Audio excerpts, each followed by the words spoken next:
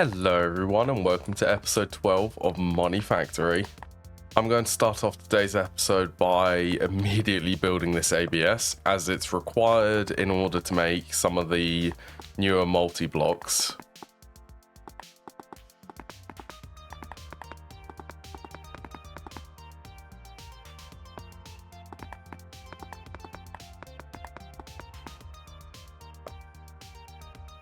The alloy blast smelter also has a unique feature. As such, instead of producing the actual ingot, it produces the alloy as a molten form. So like this is the recipe for molten Inconel MA956. The recipe in here, I do not want to be teaching the actual recipe for this molten amount. So what you will have to do is work out the actual numbers for how much this is. I already know because I worked this out in preparation of this recipe. This equates to 13 ingots of Inconel MA956. And that's how I'll be encoding these patterns. And lastly, very simple automation. I just need to add a vacuum freezer with an ingot mold and a separate input hatch with a tag export bus. This one's because I'm lazy and I want to pull it from the ME system. So I can set, I know that these have tags. This will be Forge Molten. Oh my, that is ominous. Look at the animated textures on there. Wow, that's actually pretty cool. I like this ABS in GregTech Modern. So in theory, when that recipe finishes, the molten alloy should end up in this input hatch. Okay, good. That's exactly what I want to see. And the very first multi-block machine I'm going to make is going to be this large centrifuge. This is for the reprocessing of a lot of the nuclear craft fuels.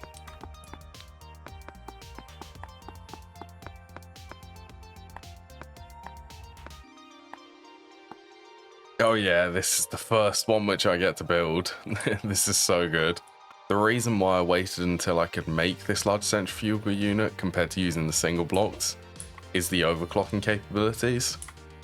This currently has a 4 amp IV energy hatch to bump it up to LUV tier, which means that it will give me access to be able to start producing plutonium from all of the fuels. Plus it's going to be needed in the future, I think, because this also has access to these parallel control hatches. This one sets the parallels to a max of 4 parallels. 4 parallel recipes can be run at the same time using that one. And the filters for these are pretty easy. I'm just going to be using a stocking input bus for this because it's nice and easy. And then I just set the depleted TBU fuel. Yeah, all of the outputs from this, I've also prepared over here a wall for all of the outputs. Because the isotopes, there's going to be a lot of these. Like there's uranium-233. That immediately got used actually. That's going to be sent into the LEU-233. And then another one is the Neptunium. So it's now time for me to build another fission reactor. This one is going to be for the Breeder Reactor. This one is going to be used solely for breeding purposes. So this one's also going to be built, it's the same size as the main thorium reactor which I'm using. But the internal structure of this one needs to be a little bit different because of the breeding capabilities. And I have that space off a bit. Meant to be a 5x5 internal. And here's the individual layers for the internal structure of this one by one, to make it easier for anyone who wants to build this along with the episode.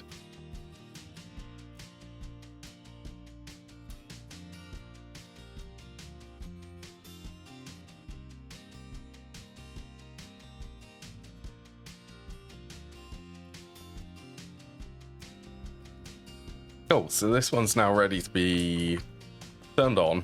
Let's just turn it on for a test because there's something else which I want to do before I fully put this into service. Yeah, it's got negative heat, that's good.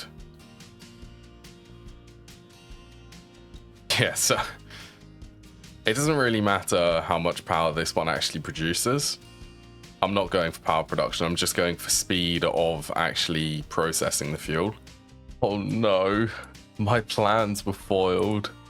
God, I really wanted to set up this supercapacitor, but I can't because the energy converters cannot output to the Ender IO conduits. As stated in this tooltip, you can view it in NEI. However, there is a solution to this, but it is a little bit painful to do, and it is such a big detour. This is the biggest detour I'm going to go under.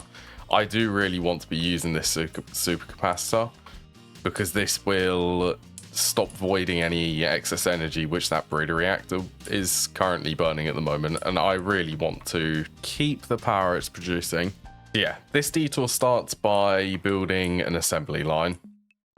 I need to start crafting the LUV tier components in order to get this fix.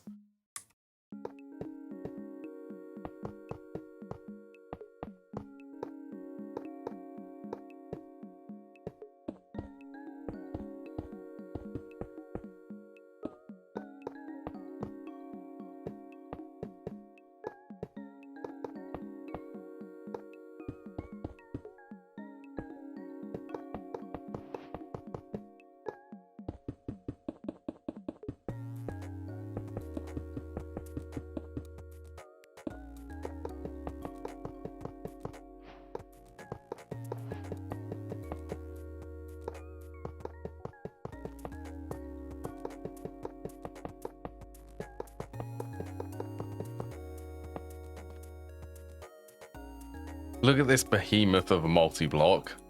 This is the assembly line. I decided to build it vertical instead of horizontal because apparently this multi-block actually needs to be 17 layers tall. So it does actually overlap the chunk boundaries if you build it flat on the floor. So yeah, I just decided to do it vertical. So in order to start using the assembly line, I need to start scanning some of the items. Scanning things are really easy. All you need are these data sticks and the corresponding items for the recipes. In this case, I'm scanning the IV tier components, the voltage components, in order to unlock the research effectively for the LUV tier components.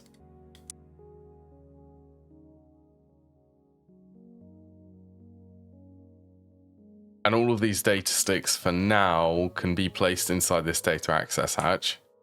Oh, and if you hold shift, it will actually show the items which the construction data contains. My goodness, that was a lot of patterns to make. For all of the LUV components, there's like a subset of about 20 other components you need in order to be able to make them. Yeah, that was a lot of patterns to set up. But I do finally have it. LUV assembling machine. I'm now officially in LUV tier. I'm going to be using this LUV assembler to craft these flux plugs. I can nearly actually make these. There are still a couple of things actually required. Most of the patterns are encoded though. So yeah, everything's nearly ready for me to actually be able to start requesting these. One more material which I need to start making is this cryolobus? Yeah, this stuff. It has an interesting recipe in the EBF. Instead of like a noble gas, it's a highly flammable material. I'm going to be super lazy though, and I'm just going to start running it with gasoline.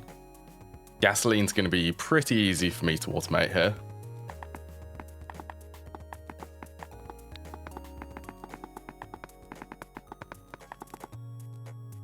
Not too bad. Nice gasoline production. Set up on passive. Taking the gasoline, I can just filter it inside the stocking input hatches. Right, now that that's all out of the way, I'm going to start getting Naquada. Naquada I can obtain by sending some microminer missions. Tier 5 ores 2. Yeah, this being sent in the advanced microverse projector will return Caymanite, Naquada, and a lot of N-Sheldonite. As long as I had the stabilized plutonium, which I'm now obtaining from my breeder reactor. And a little while later, I can now upgrade all of the coils for the EBFs to Naquada.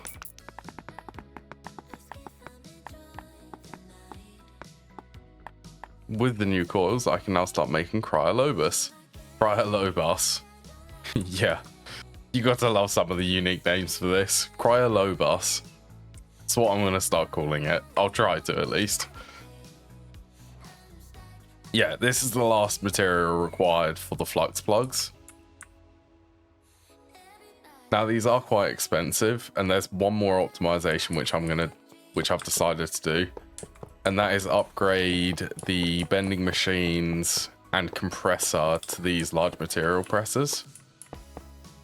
This can basically cover the recipes for the bending machine and the compressor. And more importantly, these large machines can actually support the parallel control hatches, meaning they can have more than one machine running or more than one recipe running in parallel. And on a side note, do not forget to enable distinct buses over here in the input hatch or in the input bus. This basically prevents items from interacting from two different input buses. So like this one will only be allowed to do circuit 12 recipes, only for circuit 10, only for circuit 9, 2, and 1. So this one is basically going to be running for the capabilities of running, what's that, 5 extra machines all in one. And I think there's no better way to stress test this than to just request some of these Flux cores. Okay, good to see that it's making gold foil. Hopefully I've got all the patterns set up correctly after this migration. Oh my goodness, these Flux cores are... these are incredibly expensive. They are expensive, but they're going to be absolutely worth it for all of this conversion. I remember these from, I want to sail the Mod 7 to the sky. So this one, I'm going to create a network. This is just going to be called... let's call this main net, actually. Main net. We'll pick a nice color. Yeah, let's go for the light blue. So this is going to be the output for the supercapacitor. And yes, you can output straight GregTech into these Flux plugs. It's amazing being able to do that. And it natively converts the energy into FE. And it will also convert it the other way. So placing one of these on a machine will convert it to GregTech energy. Yeah, this is what I need to start off with. A couple Flux plugs. We'll also disable limit, so bypass limit down here. I don't want this to be limited by the actual Flux plug. Time to hook this up. And it's going to be a little bit scary because I'm going to have to fill this capacitor up all the way. 31 minutes. Okay, it will take about an hour to fill up. Average input 300,000. That's a lot. That's a lot of energy. I'm going to start migrating a couple of the more expensive things over to the Flux plugs. I may have got a little bit carried away with all of these Flux plugs. Instead of upgrading just a couple, I decided to upgrade the entire base. Everything is using Flux plugs now. That did take quite a long time, but yeah, all of this is now cableless. And I also don't think I've showed this. This is the cable tunnel underneath the base. I had to go around each one of these conduits. Oh, look, let's see, there's still some remnants.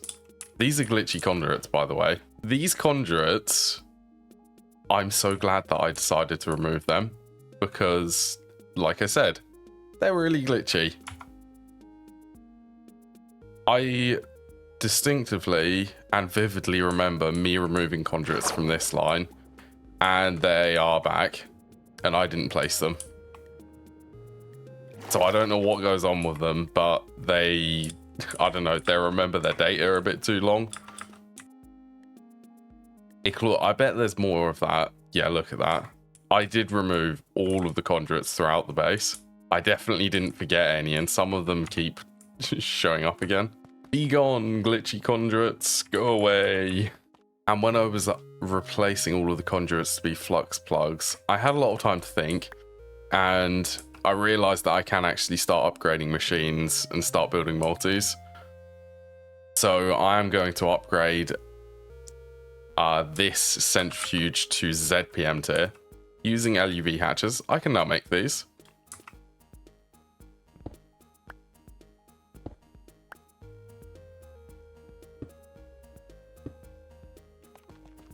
With the addition of this energy hatch though, I can actually start producing the higher tier isotopes.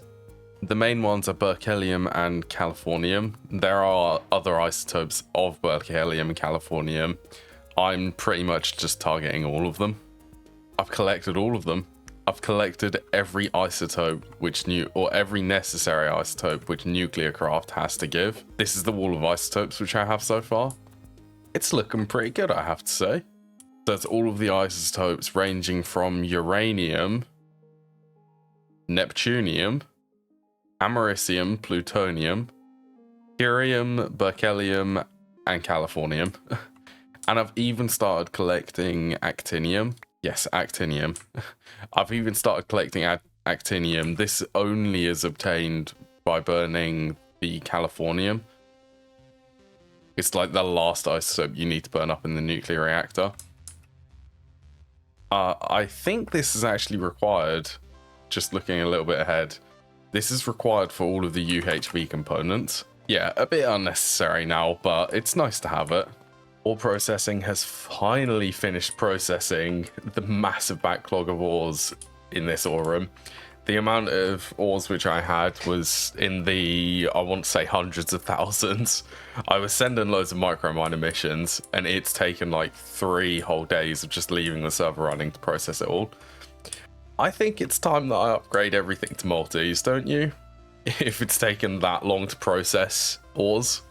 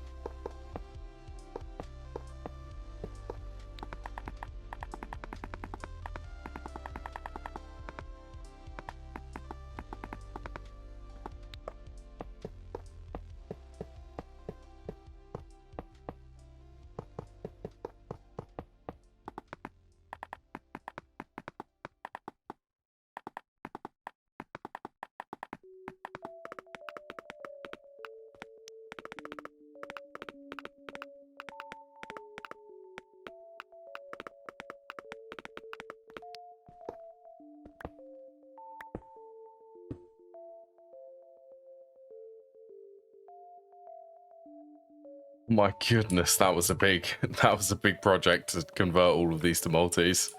Yeah, this is a similar setup to which I use in GTNH, especially once I have access to the multis and, more importantly, the stocking input buses. Because there's a special setting in here. Click to toggle automatic item pulling from ME. So if you enable these, anything which it sees within the ME system, it will basically stock in all of these slots. So each machine has its own separate subnet, which is what all of these cables are for. So up here, I'll also be able to see within each of these different subnets how, like, what items are actually being stored in here. Yeah, this one, this one brings me, it brings a smile to my face seeing all of this, because this is like the icon of ME, and especially the stocking input buses and hatches for this. Time to turn everything on.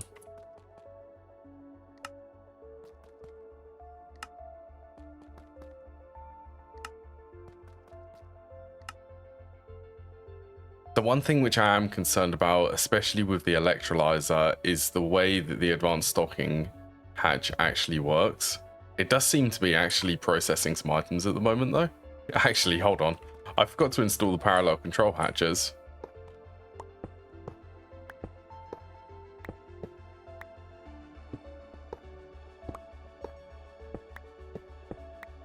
It does seem to be getting stuck, which is quite a pain for this one. It's getting stuck on the first dust which are in the ME system. There's no more of these, so it won't be able to process anymore. Ah, that's such a pain. Ah, this is the only way to fix this issue. I've had to swap out the stocking input bus for a ZPM input bus instead.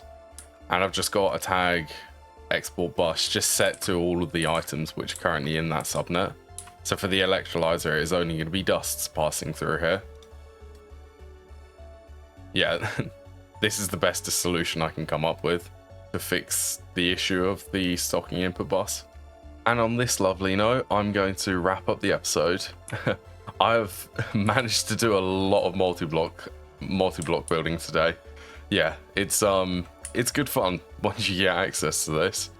This part of the game is just, it's amazing being able to upgrade all of the machines to multis. It optimizes so many good things.